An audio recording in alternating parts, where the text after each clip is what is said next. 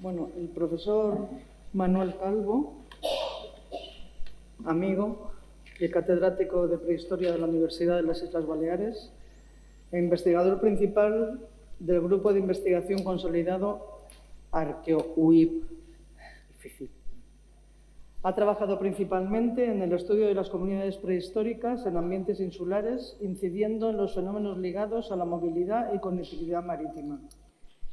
Una parte de esta línea de investigación se ha centrado principalmente en las Islas Baleares. De manera paralela, ha desarrollado su investigación en el análisis de la tecnología de la cerámica prehistórica y en la investigación de tipo etnoarqueológico, principalmente en el noreste de Ghana. Este conjunto de trabajos se han realizado en el marco de numerosos proyectos de investigación, tanto nacionales como internacionales, del que ha sido el investigador principal. Fruto de esta labor científica, ha publicado numerosos libros, artículos en revistas nacionales e internacionales. Y en el campo de la gestión del patrimonio arqueológico, cabe destacar su labor como coordinador del Parque Arqueológico del Puig de Samorisca en Mallorca, su participación en diferentes proyectos internacionales para desarrollar el producto turístico de base arqueológica y su participación como experto en la declaración como Patrimonio de la Humanidad de la candidatura de Menorca Talauyótica en el año pasado, en el año 2023. Así que, sin más, te paso la palabra. Muchísimas gracias. Buenas tardes. Antes de empezar la charla, yo quisiera dar la enhorabuena a todas las personas y a todas las instituciones que han hecho posible que una de las estatuas de Monteprana esté y se pueda ver hoy en el Museo Nacional de Arqueología, ¿no? Entonces, supongo que el camino ha sido difícil, pero enhorabuena a todas las personas y a todas las instituciones que lo han hecho posible. También quisiera dar las gracias el haberme invitado a estas conferencias. Para un isleño siempre es un placer hablar de islas, ¿no? Y estamos en una serie de conferencias donde sobre todo se está hablando de islas y del Mediterráneo, ¿no? De hecho, es imposible entender la historia del Mediterráneo sin hablar de las islas del Mediterráneo. Por eso, dejadme empezar la charla hablando un poco de islas, ¿no? Algunos apuntes sobre las islas, porque si bien yo estoy muy lejos de un determinismo geográfico, es cierto que las islas configuran unos paisajes muy específicos y unas imágenes muy potentes y muy propias, ¿no?, que contrastan con el continente. Por tanto, dejadme empezar esta charla con algunos apuntes sobre las islas. Este es un mapa del mundo. En azul está marcado todo lo que son las islas. Existen casi más de 900 islas en el mundo, ¿no?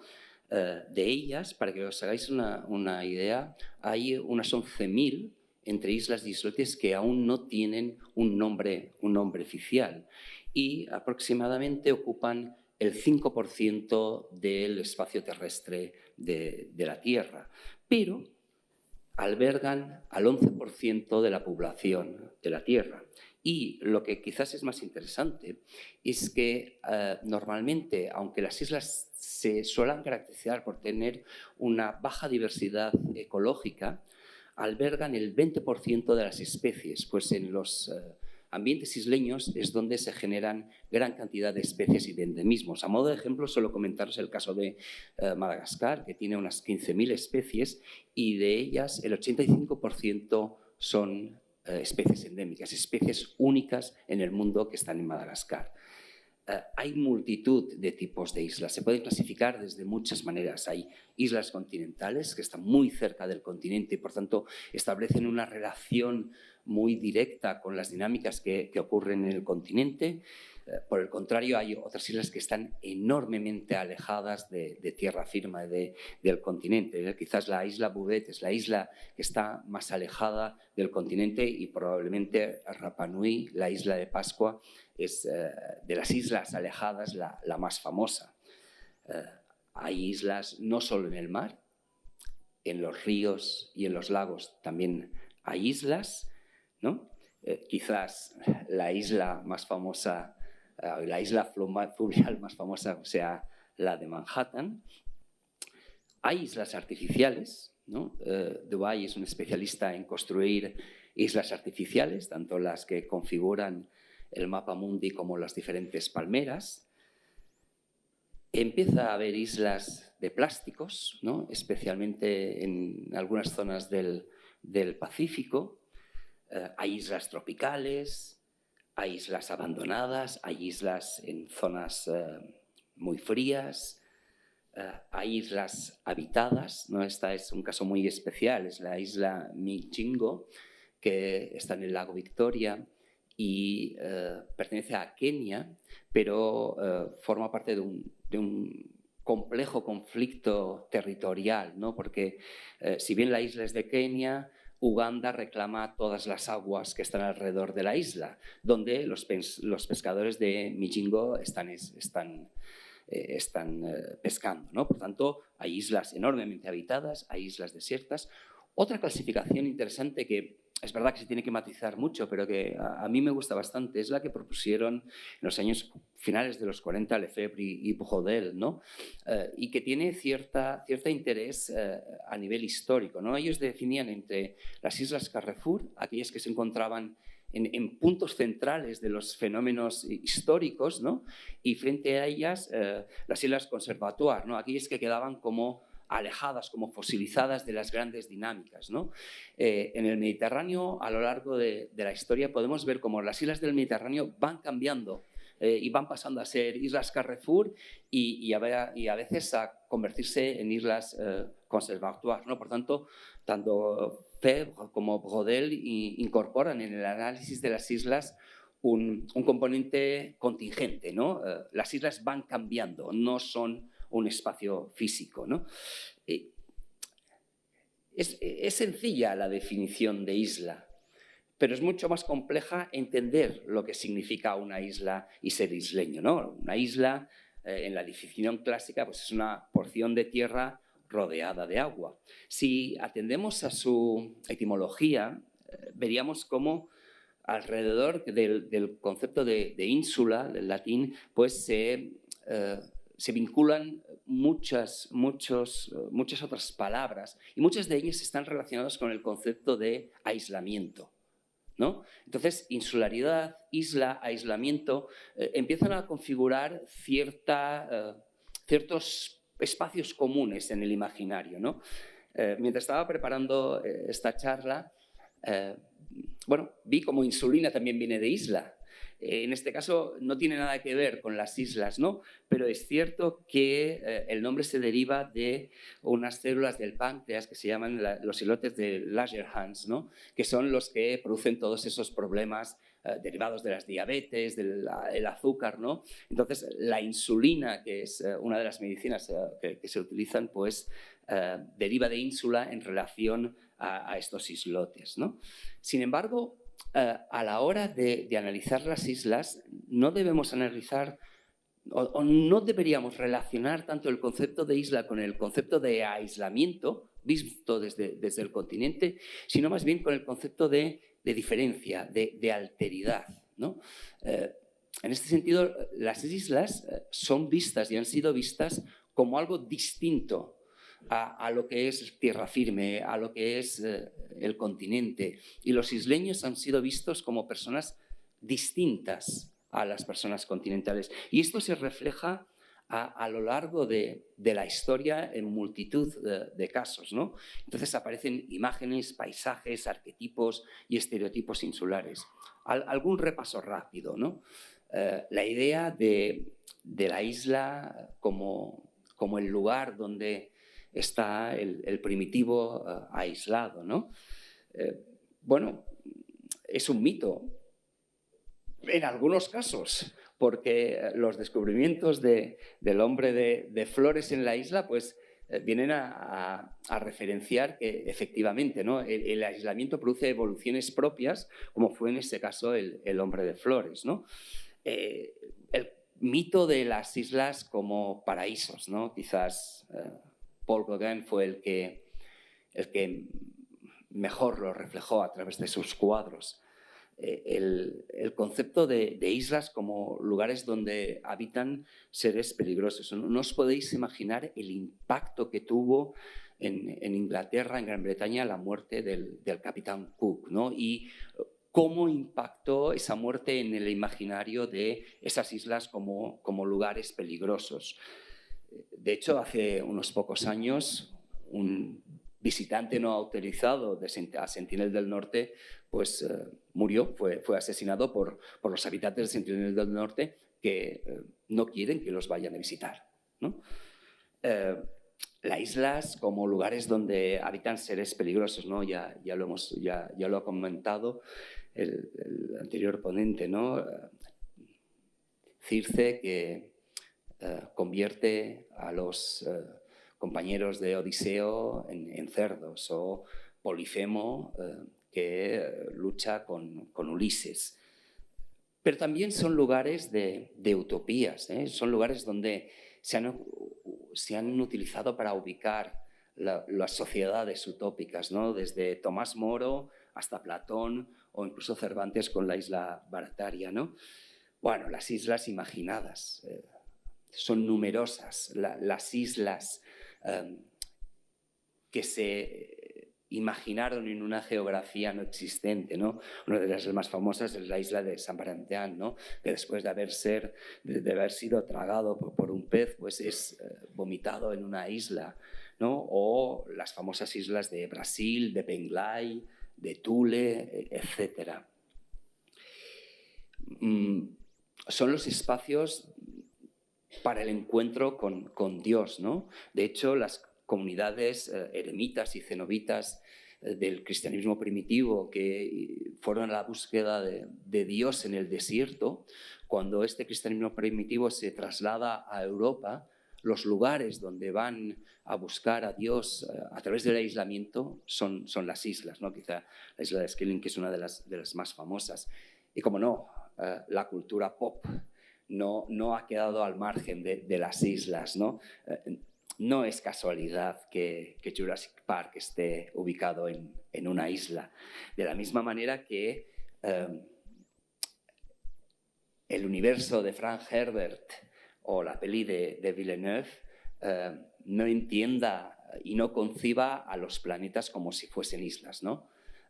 Arrakis Dune, con los gusanos y las especies, es como una isla totalmente diferente a Caladan o al planeta de los Harkonnen. Ese impacto de las islas tampoco ha quedado al margen la ciencia, ¿no? La ciencia ha estado enormemente impactada por las islas, ¿no? De hecho, no es casualidad que la teoría del origen de las especies, la teoría de la evolución, nazca en las observaciones que Darwin hace en las Galápagos o que Wallace hace en el archipiélago malayo, ¿no? De hecho, gran parte de las ideas que subyacen a la teoría de la evolución, la selección natural y la adaptación en los medios, y cómo fruto de esa adaptación se van separando unas especies de otras, especialmente si están geográficamente aisladas, deben de los hallazgos y las observaciones que se realizaron en las islas. La arqueología de las islas está llena de conceptos que se han traspasado a los estudios arqueológicos, ¿no? Solo algunos de ellos, ¿no?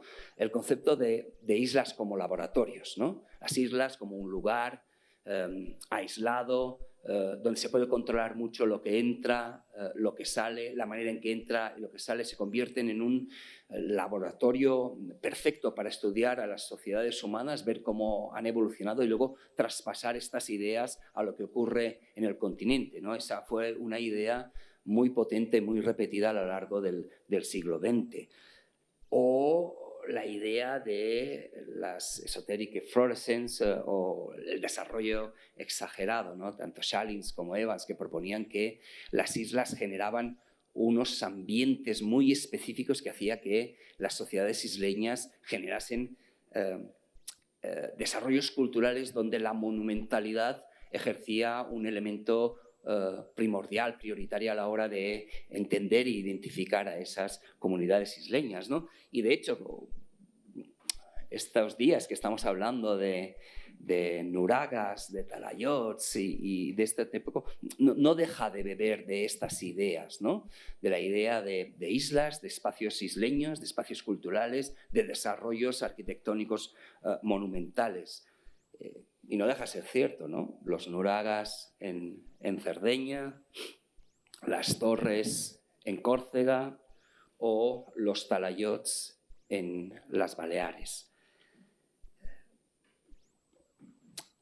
El hecho de que fuesen desarrollos culturales en 3 islas del Mediterráneo occidental, que fuesen desarrollos de arquitectura ciclópea y que tuviesen ciertas semejanzas formales, hizo que en los años 50 surgiese la idea o la hipótesis o la teoría de que pudiesen tener un origen común, ¿no?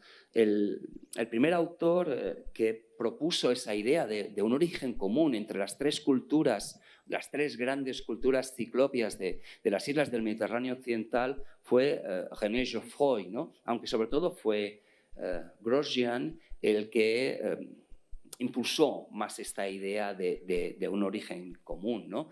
Y de hecho, el profesor Liliu, que también era un defensor de esta idea, pues estuvo excavando en el yacimiento de esos países, en Mallorca, intentando ver esa conexión o esa posible conexión entre la cultura nurágica y la cultura talayótica.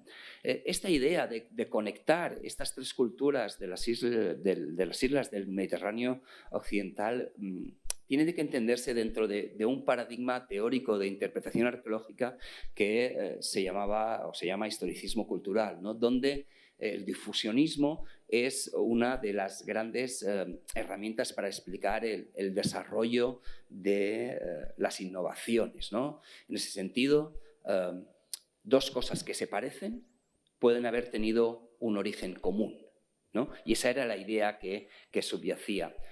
Muchos años después de este historicismo cultural y desde unas diferentes perspectivas y desde unas revisiones, a la hora de entender un posible origen común de estas 3 culturas, deberíamos tener en cuenta al menos 4 aspectos. Tiene que existir y se tiene que poder documentar una conexión de tipo geográfica, de tipo espacial.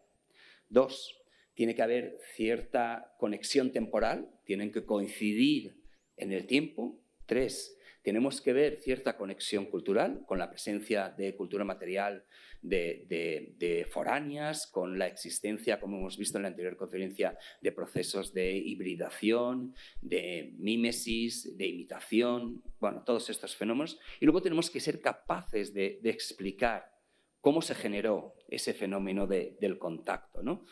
Analicemos un poco estos 4 elementos para ver si es posible defender a día de hoy un origen común de estas 3 culturas, ¿no?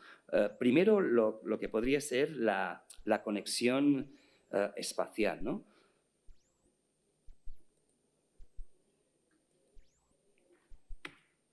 No funciona. Bueno, esta es una modelización que hizo la NASA sobre las principales corrientes que hay en el Mediterráneo occidental, ¿no? Estas corrientes permiten unas fáciles conexiones entre la península ibérica y las Islas Baleares. Una primera conexión es desde la zona del Golfo de León hacia Mallorca y Menorca, otra desde la desembocadura del Ebro hasta el canal que hay entre Ibiza y Mallorca, y una tercera desde las zonas de Alicante y Valencia hasta Ibiza y desde Ibiza hasta Mallorca y Menorca, ¿no? Pero hay cierta dificultad en navegar desde Cerdeña a las Baleares o desde las Baleares a Cerdeña de manera directa, porque hay toda una serie de corrientes y de remolinos que dificultan una navegación directa. Por lo tanto, pues no responde.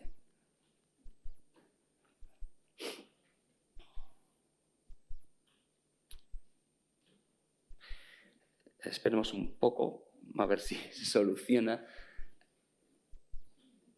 Pues lo que os comentaba, la conexión directa vinculada a corrientes marinas y, bueno, si cierro el programa a ver si consigo, ¿no?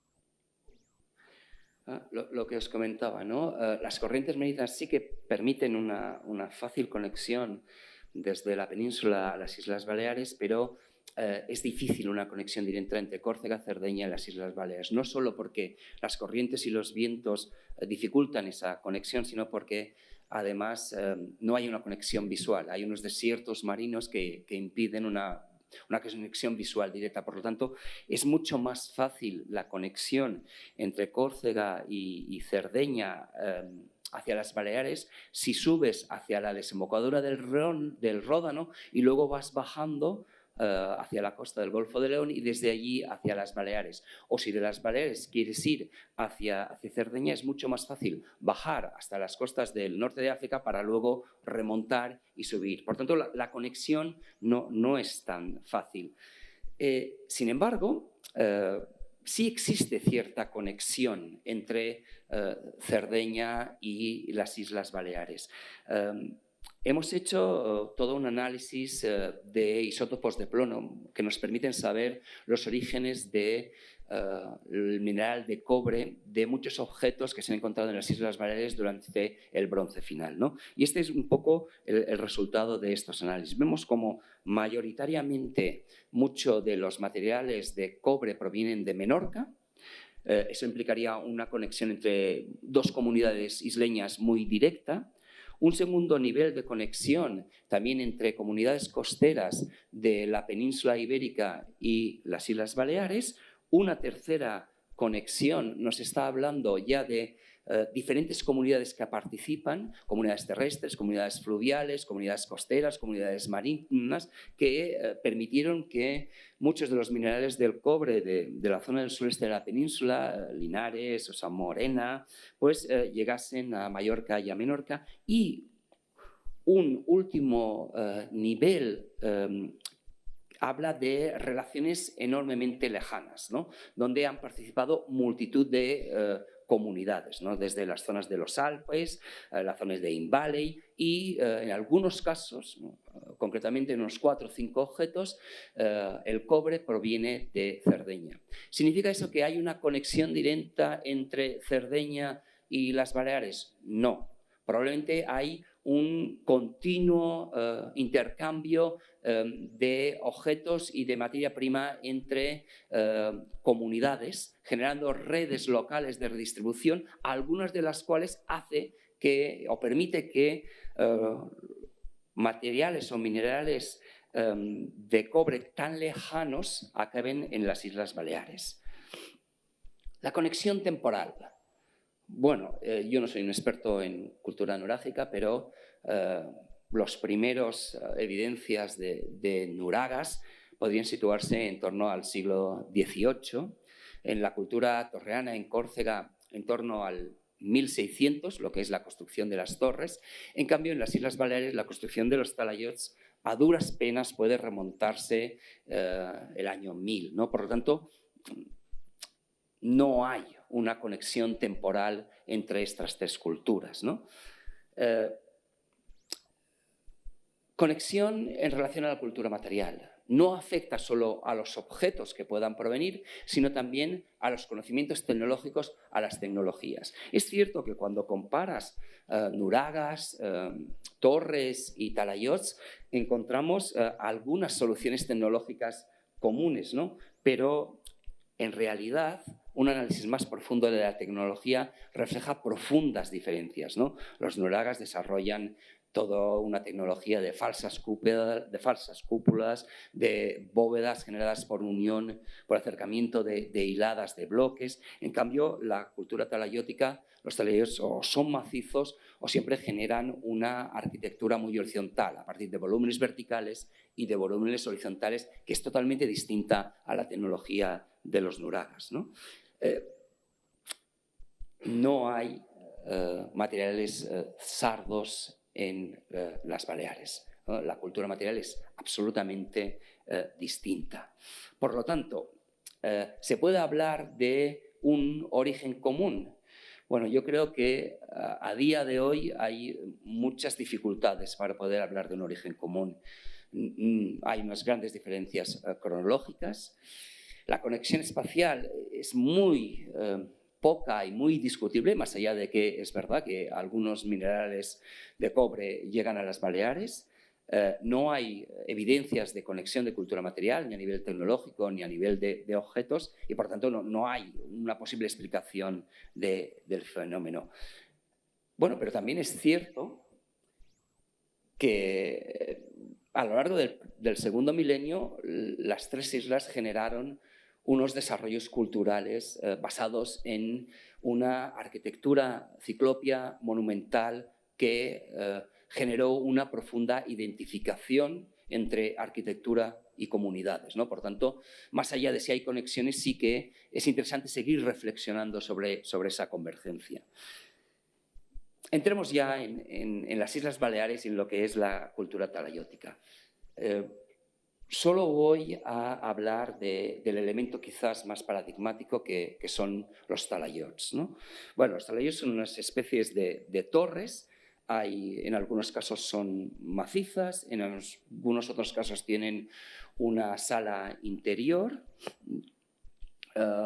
que a partir del 1000, pero sobre todo a partir del 900, 850, se desarrollan exponencialmente a lo largo de todo el paisaje de Mallorca y de Menorca. Esta es una imagen de todos los talayots que hay en Menorca para que os hagáis una idea de la altísima densidad de construcción de talayots que acabaron copando todo el paisaje menorquín. Normalmente estos talayots se ubican en zonas de amplia visibilidad, ¿no? Aquí tenéis, por ejemplo, el talayot del Puy de Samorisco o los diferentes talayots del poblado de Torredongalmat.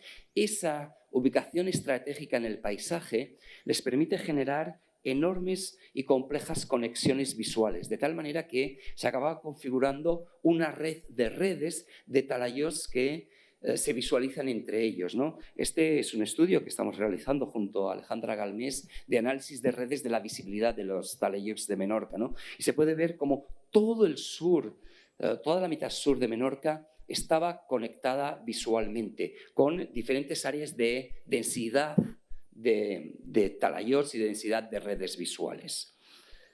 Hay talayots que están aislados, hay talayots que están insertos dentro de los poblados.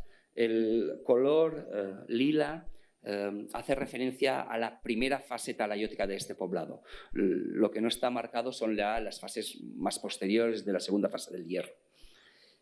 Esta es una réplica para que os hagáis un poco una idea de cómo se está pensando que serían estas construcciones y estas comunidades. Esta es una réplica virtual de lo que sería el poblado de Sant Fornés, ¿no? Por tanto, la pregunta que desde hace más de 100 años los arqueólogos de Mallorca y Menorca nos hacemos es ¿qué son los talayots, ¿no? ¿Para qué servían, ¿no? Bueno, los talayots que hemos excavado en los poblados parece que tienen una función de gestión de recursos comunales.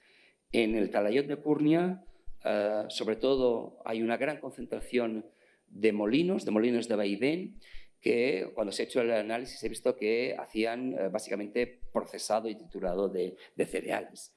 En el poblado de Sant Fornés, en el talayot 1, hay toda una gestión comunal de recursos faunísticos y algunos de los restos de los animales se encuentran en las diferentes habitaciones. Por tanto, el procesado se hacía dentro de los talayots y luego se repartía a las diferentes habitaciones de los poblados, ¿no? En el talayot 2 de Sant Fornés se encontraron toda una serie de copas individuales, probablemente de de gestión y de ingestión de líquidos, ¿no? Y ha sido interpretado por sus excavadores, por sus directores, como un lugar de reunión donde se compartía esos líquidos, esos brebajes, estas ceremonias comunes, ¿no?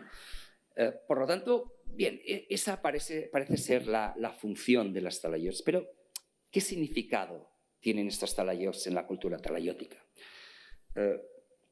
Durante muchos años hemos hecho clasificaciones de talayots, clasificaciones formales, clasificaciones tipológicas, los hemos medido, los hemos analizado, hemos mirado qué hacían, dónde estaban, ¿no? Entonces, bueno, tenemos una gran cantidad de información y de clasificación de los talayots, ¿no?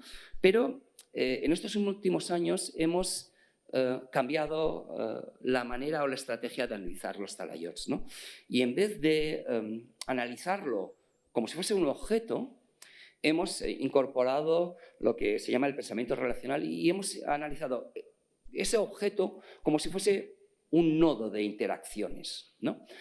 Hay mucha bibliografía, hay mucha teoría al respecto que no voy a explicaros, pero sí que os voy a poner un ejemplo para que entendáis cómo estamos trabajando, ¿no? Bueno, ese es un teléfono como cualquiera, un iPad, un iPhone, ¿no? ¿Qué es un iPhone? Bueno, es un teléfono, te sirve para hablar, te sirve para conectarte, te puedes descargar diferentes apps y por tanto puedes hacer diferentes funciones. Bueno, todo esto sería un análisis de este objeto desde un punto de vista clasificatorio, categórico, ¿no?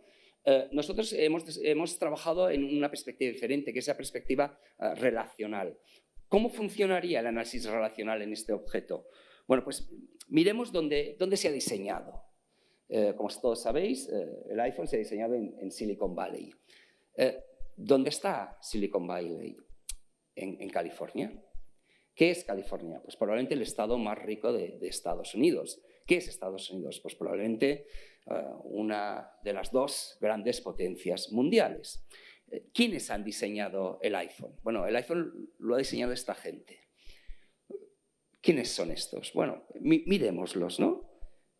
Son jóvenes, son blancos, básicamente, y son hombres. Ganan un montonazo de dinero, pero visten de una manera muy casual. Bien, miremos dónde se fabrica el iPhone. Básicamente se fabrica en China y en Corea. ¿Quién lo está fabricando? O sea, ¿quién lo está fabricando? ¿Quién lo está montando? Bueno, estas son una foto de una fábrica. Son básicamente mujeres y todas absolutamente uniformadas, haciendo un trabajo enormemente repetitivo. Totalmente lo contrario que los de Silicon Valley, que hacen un trabajo enormemente creativo. Abramos el iPhone, ¿no? El iPhone tiene muchísimos componentes, pero uno de los componentes que tiene es el famoso coltán, ¿no? ¿De dónde se extrae el coltán?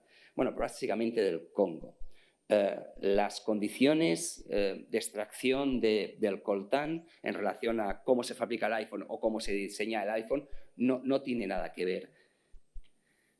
Miremos dónde se vende en España el iPhone. Bueno, el iPhone se vende en dos sitios, a través de Apple Store, ¿no? Lo puedes comprar a través de Internet o lo puedes comprar en una tienda de Apple. No es verdad que lo puedes comprar en otros sitios, pero en una tienda de Apple. ¿Vosotros habéis estado alguna vez en una tienda de Apple? Si las comparáis con cualquier tienda tecnológica, no tienen nada que ver. Las otras tiendas tecnológicas suelen estar llenos de gadgets, de muchos aparatitos, muchos móviles, muchos ordenadores, muchísimas cosas, ¿no? Las tiendas Apple están vacías. Tienen sus 4 o 5 productos y un enorme estudio del diseño museográfico de cómo exponer las cosas. Porque no te están vendiendo un ordenador o un teléfono, no. Te están vendiendo una experiencia. Tú vas a pasar a ser parte de la comunidad Apple, ¿no? Steve Jobs trabajó mucho en esa idea, ¿no? Esta gente, ¿no? Bueno, veamos cómo funciona. Esto ha cambiado mucho porque la Unión Europea en estos últimos años sí que le ha metido un poco de mano, ¿no? Pero antes Apple Store Spain dependía de Apple 6 Internationals, ¿no? ¿Y sabéis dónde estaba domiciliada Apple 6 Internationals? En Irlanda. ¿Sabéis por qué estaba en Irlanda? Porque es el lugar donde las tasas impositivas son las más bajas de la Unión Europea, ¿no? Por tanto, se vendía en España, pero se pagaba en Irlanda. Ya os digo que esto está cambiando, ¿no? Bueno, ¿qué nos está reflejando esta manera de enfocar los objetos, de analizar los objetos? ¿Qué nos está reflejando este iPhone mirado así? Nos está reflejando una economía o un mundo globalizado, postindustrial, con todas sus contradicciones. Bueno, pues esta estrategia la hemos intentado aplicar a los talayots. Bueno, un talayot. ¿Cómo se construye? Pues con mucha fuerza y con mucha gente, porque las piedras pesan mucho y son muy grandes. No hay nada en el registro arqueológico que nos permita hablar de diferenciación social, de jerarquización. No hay nada que arqueológicamente, no quiero decir que no exista, pero que arqueológicamente nos permita hablar de diferenciación. Las necrópolis son colectivas, los ajuares son los mismos, no hay por tanto, lo más probable es que se tratase de construcciones comunales, porque se requiere a mucha gente, pero donde la comunidad, el colectivo, ejerce su preeminencia. No es una construcción comunal jerarquizada, como puede ser, por ejemplo, las pirámides, ¿no? Por poner un ejemplo. ¿Qué es lo que se hacen en esas construcciones? Pues ya lo hemos visto. Básicamente, actividades de gestión de recurso comunal. Cereales, lugares de reunión, gestión y troceado de carne, etc. Dejemos esa primera parte en un lado y volvamos a la construcción comunal. Se trata de arquitectura ciclópea. Os he puesto esta foto para que tengáis un poco la relación de lo grandes que son las piedras y los monumentos, ¿no? Algunos pesan entre 500 y 700 toneladas, ¿no? Bueno, es una arquitectura ciclópea. Por tanto, entra un concepto especial de monumentalidad. Monumentalidad que, mezclada con el lugar donde se colocan las talayots, le hace una preeminencia visual y continua desde el poblado, o cuando tú paseas a través del paisaje, siempre tienes la referencia de estos talayots, de estos monumentos, ¿no? Por tanto, podríamos hablar de un lenguaje, ¿no? En realidad, la palabra técnica es una semantización arquitectónica del paisaje. ¿Qué quiere decir eso? Que, bueno, que cuando paseas por Mallorca y por Menorca, siempre ves talayots, ¿no? Siempre los ves, son tan grandes que los ves, ¿no? Es un poco como las catedrales, ¿no? Salvando las distancias, ¿no? ¿Por qué son tan grandes las catedrales? ¿Por qué son tan altas las catedrales góticas? ¿Porque los medievales eran altos? No. Son básicamente así por dos cosas. Primero, a mayor gloria de Dios, y segundo, a mayor gloria de la ciudad o de la comunidad que tuvo la capacidad de construir estas catedrales. Bueno, pues los talayots funcionan también como un lenguaje, ¿no? A mayor visualización, a mayor identidad de la comunidad talayótica. Sigamos, bueno, aquí podéis ver un poco como siempre están preeminentes en el paisaje de los sitios, ¿no? Sigamos un poco con esta idea de monumentalidad, ¿no? Normalmente se colocan en zonas de alta visibilidad. ¿Qué es lo que hace eso? Pues que se generen complejas redes visuales entre ellos, ¿no? Estas redes visuales funcionan básicamente con dos elementos. Por una parte, zonas de alta densidad, donde en algunos casos hay el poblado principal en la zona central alrededor de estas zonas de alta densidad, ¿no? Por ejemplo, esta zona de aquí o esta zona de aquí se ve muy claramente cómo estos poblados principales conforman esa zona de alta densidad. Y luego están los conectores, ¿no? Que son talayots colocados en sitios estratégicos que te permiten conectar una red altamente densa con otra red altamente densa. ¿El resultado qué es? Un paisaje cerrado. Todo Menorca es un poco más grande, entonces algunas zonas de Mallorca, todo Menorca es un paisaje cerrado, controlado visualmente y referenciado en el paisaje mientras vas andando a través de todos los talayos que se construyeron, ¿no? Dejamos un poco esta idea y vayamos a otra idea. muchos de los talayots se construyeron sobre antiguas edificaciones de la Edad del Bronce. En Sonoms, en Mallorca, una estructura turriforme se construyó sobre unas navetas, que es, digamos, los lugares de habitación de la fase anterior. En Torralba se construyó encima de esta cabaña de la Edad del Bronce. Lo mismo ocurre en Travolugio, ¿no? Por tanto, hay una continuidad de uso del espacio. Es como si construyesen encima de donde vivían los antepasados, ¿no? Eso ocurre también, y salvando también las distancias, con los lugares sagrados, ¿no? Debajo de muchas iglesias, debajo de muchas catedrales, hay mezquitas, ¿no? Entonces, el concepto de lugar se mantiene a través de ellos, ¿no? En algunos casos, en estos talayots se depositaron, y por tanto dejaron de utilizarse, se depositaron ritualmente espadas, ¿no? Concretamente un tipo de espadas que son las espadas de pomo macizo, ¿no? La última se descubrió hace unos años en el Serral de Ses Abelles. Tenemos unas 19 espadas. Son unas espadas muy... O sea, la idea de espada es foránea, ¿no? Pero la idea de espada, esta espada de pomo macizo, tiene un carácter muy insular, ¿no? Bueno, 3 de estos depósitos de espadas se encontraron en los talayots. Son espadas que funcionaban en la época anterior y que se amortizaron y depositaron en los talayots. Cuando se depositan en los talayots ya dejan de funcionar, ya no están funcionando, ¿no? Se han hecho los análisis de isótopos para saber de dónde procedían. 3 de ellas proceden de Linares, 2 de ellas proceden de cobre menorquín y una tiene la hoja que es menorquina, o sea, de Menorca, pero la empuñadura proviene de cobre de Cerdeña, ¿no? Se han hecho muchísimos análisis, no son espadas que han sido utilizadas y no son espadas que se han diseñado para ser funcionales.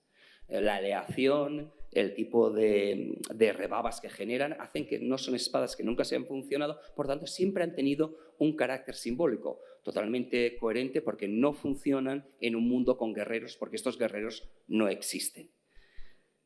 Para finalizar, ¿qué es lo que nos generan todas estas conexiones? Bueno, un primer